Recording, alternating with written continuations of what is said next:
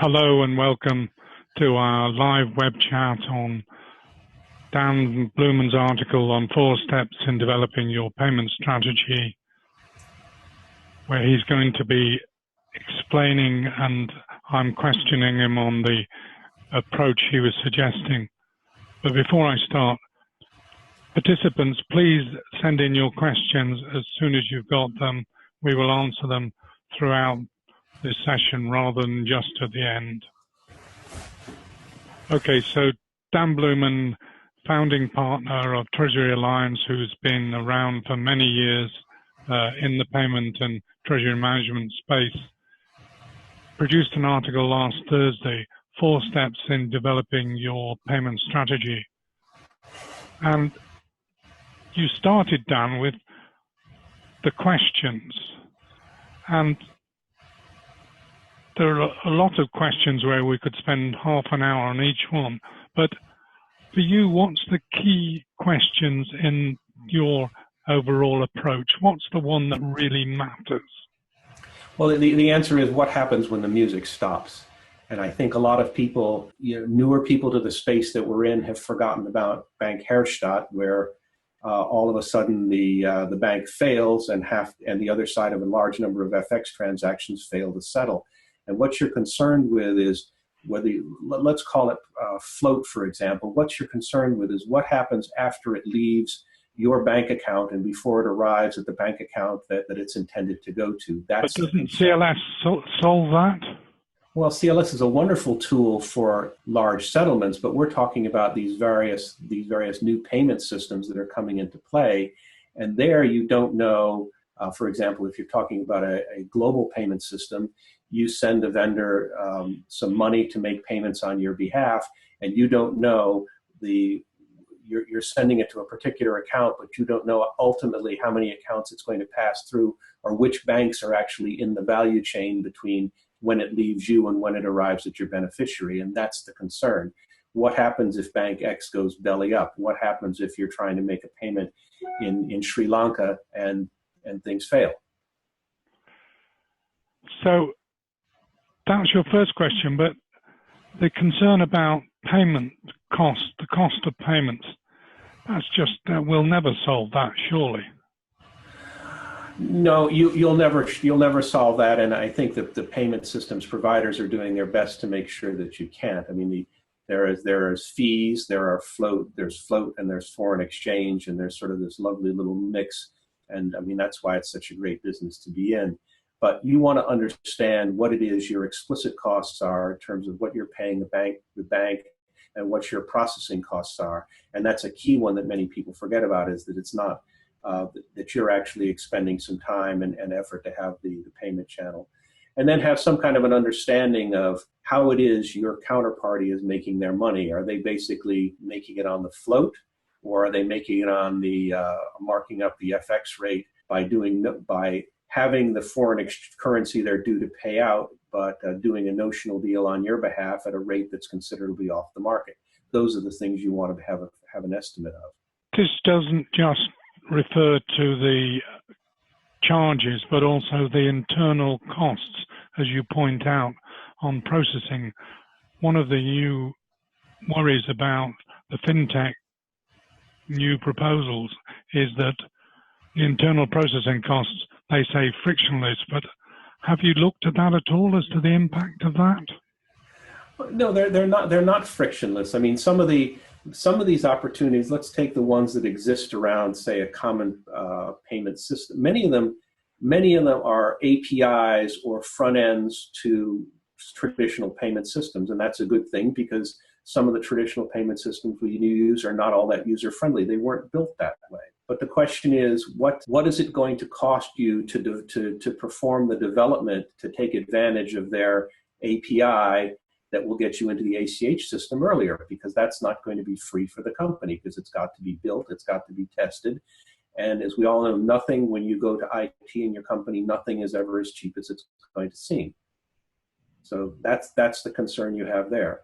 And the attitude of the fintech is, well, it's very easy, you do this and it's a very easy API to do business with, to deal with. It's only going to take you 2 days to do the programming, but the quality assurance and the resilience and where that payment system actually has to be integrated with a treasury management system or something else, those are the challenges that people face and don't correctly estimate. And another aspect of that is who takes responsibility for the payment system itself? Is it the API provider? Is it the bank? Is it the service bureau? Well, that's a very good question, and that sort of gets back to the one of what happens when the music stops. Is who do you call when something has gone wrong? And we all love to hate the banks and criticize them for being slow and expensive. But the great thing about a bank is you're having a problem with a payment, you call them up. It's their problem. There is a body of law. There's a body of custom that governs how they're going to handle that, and they fix it. And you have recourse to the bank. You don't have that with many of the new payment systems, and that's a concern. That's not something that's unfixable, but when you do the analysis of why something is such a great idea, that's one of the things you should be looking to. The other aspect you raised is who's making the decisions. I'm not quite sure what you're getting at here. Well, you know, the marketers obviously want as many channels as possible so they can touch consumers wherever they are. And, you know, treasurers or others perhaps want as few channels as possible because they have to be maintained and paid for. And so really, who's deciding that we are now going to accept? I mean, Apple Pay is just a very simple one. Who decides that Apple Pay is going to be an accepted solution? Who decides that you're going to accept payment with, you know, that you're going to integrate with Zelle or with Venmo or something like that? Is it the marketers? Is it business operations? Or is it the financial people? And my point here is, if you're going to accept a new channel or a new mobile payment solution, have you estimated how many new sales you're going to get as a result of this and what it's going to cost to do it? And do you need to do this to meet a competitive threat, or do you want to just look cool? But that's a very American approach, this attitude to mobile. In Asia, I mean, I was talking to one of our clients in Asia, and he's saying 60% of all their traffic of any kind is from mobile devices. You can't ignore it. No, you can't, and that was just an example that we put there, and you certainly can't ignore mobile, which is increasing, but we're talking about this in terms of the corporate space. When large numbers of individuals are paying you, that's a fine thing to accept that, but you're also concerned about what happens with the major sums of money.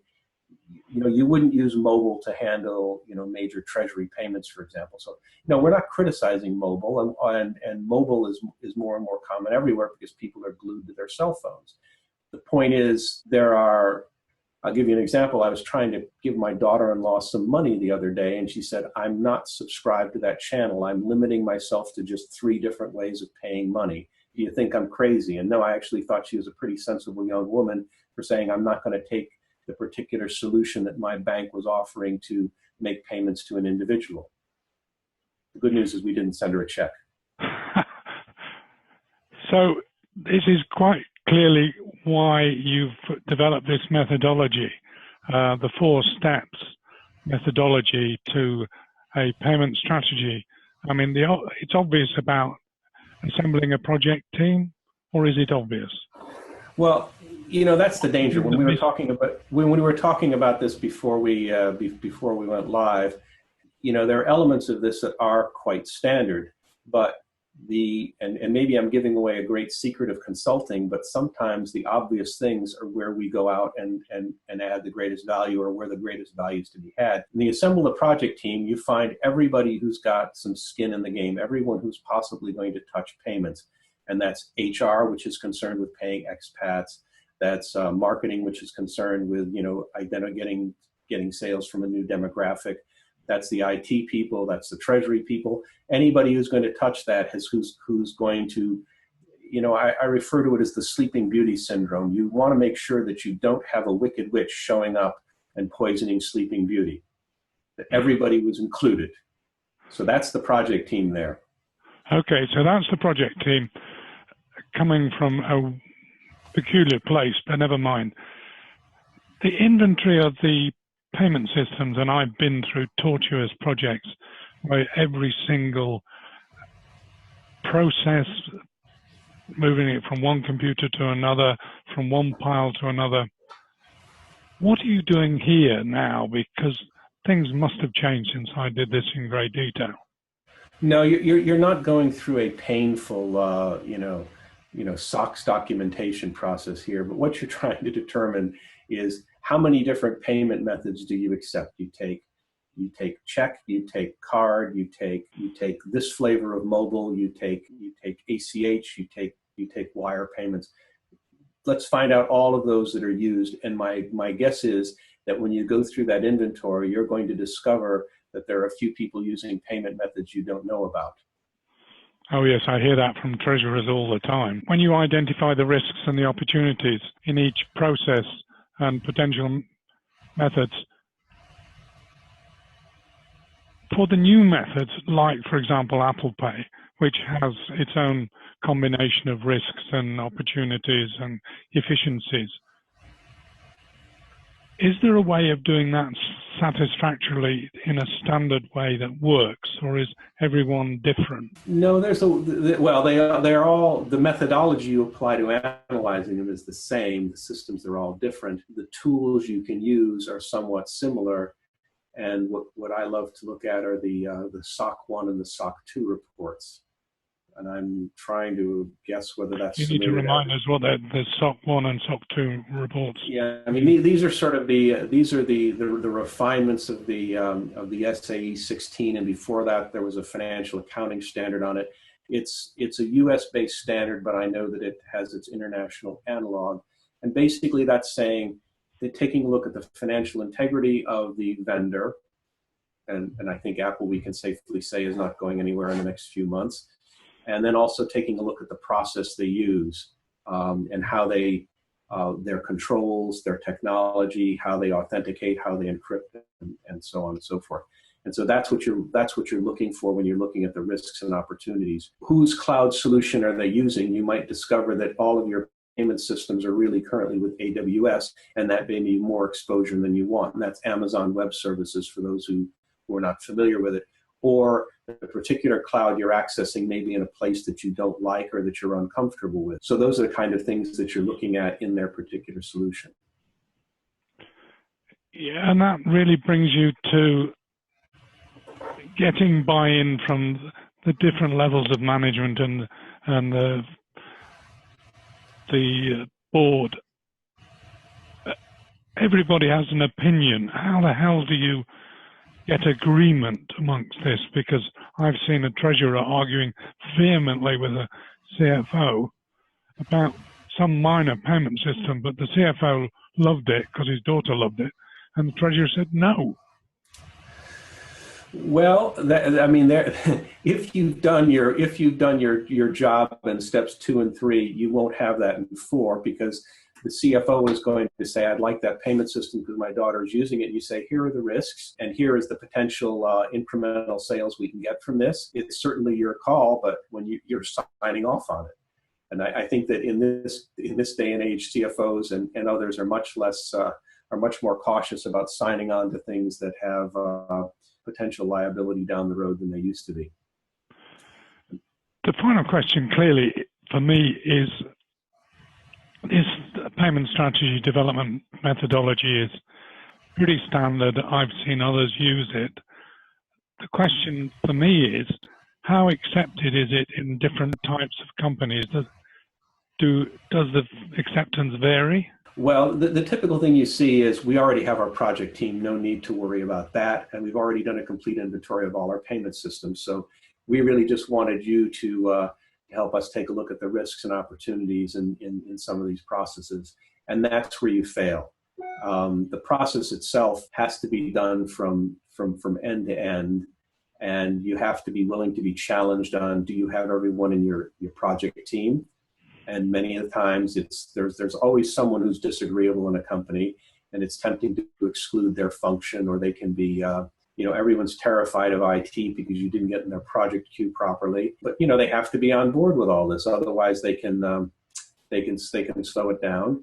And we're seeing with payment methods, as we used to see with bank accounts, that people would swear they had a complete inventory of all their bank accounts, and we'd go out and find a few more that they didn't know about. And we're seeing the same thing with payment methods. So the methodology is in itself relatively standard. So the bigger question is, why don't people just go out and do it? There's all sorts of reasons there, and it's very peculiar or particular to individual companies. But is there a variation between, say, the large multinational and the mid-sized corporate, or is the approach still the same? The approach is still the same. The decision-making time frame and the simplicity of things are a lot shorter. You don't, the issue I would really see is not so much size, but geographic reach or business scope. Because when you have a company that mixes B2B and B2C, that's a I'm about to say complexifying factor, but that's probably not a word. That's something that adds complexity when you have to accommodate a number of different payment systems. The US and Europe are pretty simple. When you start adding in other parts of the world, particularly Latin America and certain parts of Asia, that's when things get pretty challenging. Let's go to my three hot topics. The three key issues for me in payment systems strategy is what to do about cybersecurity, and then these other two about number of payment channels and so on. Cybersecurity, we've got must be 20 different lists from different companies, different consultancies from McKinsey's downwards, about how to deal with cybersecurity. But from your practical day-to-day working inside companies, is there any single thing that you would recommend? The cybersecurity is IT typically drives the bus there, but they need to have some input and some moderating factors on what's going to be acceptable to get a business opportunity and so forth. So I don't really even know how to answer that question, aside from that you actually go and you do it and you find out, there are some basics. Are you properly authenticated? Are you encrypted end to end? Where is your cloud based? Do you, what kind of physical security you have around access points? If you think about the Bank of Bangladesh, how modern is your router? How easy is it to hack? How often do you perform security reviews? Have you done any penetration testing? I mean, those are the basic questions, and they don't really change now. Okay, so if you look at the number of payment channels to accept, now this is becoming a bigger and bigger problem, because you're getting local payment systems or local regional payment systems. You're getting more and more fintech-based opportunities. Adyen, the leading omnichannel supplier, is dominating this space. But as a corporate, and you're saying, okay, we're just going to go with one supplier, for example, Adyen, you've still got to decide how many payment channels to accept. What would you recommend? That's like asking how long is a piece of string. Yeah, but I'm asking. Yeah, and the answer is, it's what sort of a business are you in, and are you really getting incremental sales, or are you really just accommodating, somebody's latest brainwave? And my view is, a lot of these things are very much the latest brainwave and really don't need to be fussed with. The omni-channel solutions, actually, Jack, I think can tend to be a little bit dangerous. And the analogy would be, it's like the good old multi-currency account where you have a dollar account in London and everything can flow through that and life's beautiful, and you can make payments and you can receive money. Of course, you're paying the bank a considerable amount of money in foreign exchange and fees, and it's expensive to pay into and out of. The omni-channel solutions are a little bit like that. If you're going to accept a new fintech solution, go out and accept it. Why would you want somebody who's running a black box who's saying, I'll take care, you're unable to map yourself to these various payment systems, I'll take care of it for you. Now, well, it sounds an obvious solution. Well, it is an obvious solution, and it's a way of getting yourself to market very quickly, is to use an omni-channel product. But in the long term, why would you're outsourcing a significant amount of your core functionality to someone who's running a black box that you don't understand? Yeah, but that's why you use them. Well, I'm not so sure that the black box is not so much the other payment systems, but the black box with the providers. It's one thing to go and send a mixed file to your bank of different currency payments of high value, low value, print my checks, do this. I mean, I'm drawing a blank on all the different names the banks give these things. That's one solution where the bank is saying, basically, we're already members of these various systems and where we understand you as a company and we're going to take your payment file. But when you go to another vendor who's not a bank and who's actually using banks to make payments and using other people's networks, that becomes a black box to me and makes me a little nervous. Yeah, it's horses for courses, and it's what level of risk you prepared to accept. The final question, because we're rolling on. And let's stay there for 1 second. I would argue, for example, I mean, Bitcoin is a good one. If I were in the B2C space, I would probably accept Bitcoin because none of the particular payments are large. Is that Dan saying that? You're the most cautious guy I know. That's Dan saying, for modest payments, I would take Bitcoin. I would be willing to, if people were willing to pay me. If I was offering the kind of product or service that did that, I'd say, sure, pay me by Bitcoin. I wouldn't touch Bitcoin with a 10-foot pole for a business-to-business payment, because I would assume that someone's saying, I've got some Bitcoins, I'll buy a container load of stuff from you, and that's a great way of laundering money. But for the business to consumer, sure, why not? You receive the Bitcoins, you get the hell out of the Bitcoins as quickly as possible, and Bob's your uncle. So, okay, let's move on to the third question, which for me, I don't understand how instant payments can be turned into a business opportunity. I'm seeing instant payments as basically wire substitutes, and as opposed to this new channel that people really need to be taking advantage of. I remember talking to some insurance companies about instant payments, and of course you get this look of, why would you ever want to pay anybody more quickly when you're paying out on a claim? And so the question is, why would you pay more money to pay someone quickly unless you were simply substituting for a wire? So I'm not sure, I don't think, instant payments is a way of handling consumer payments perhaps, but for businesses, I don't see it. I'm sorry, the evidence from the UK is strongly against that. My son-in-law, who's a finance director of an SME, uses nothing else but faster payments for all his payments, or all their payments. The growth is still nearly 20% per month after 3 years. It's quite stunning.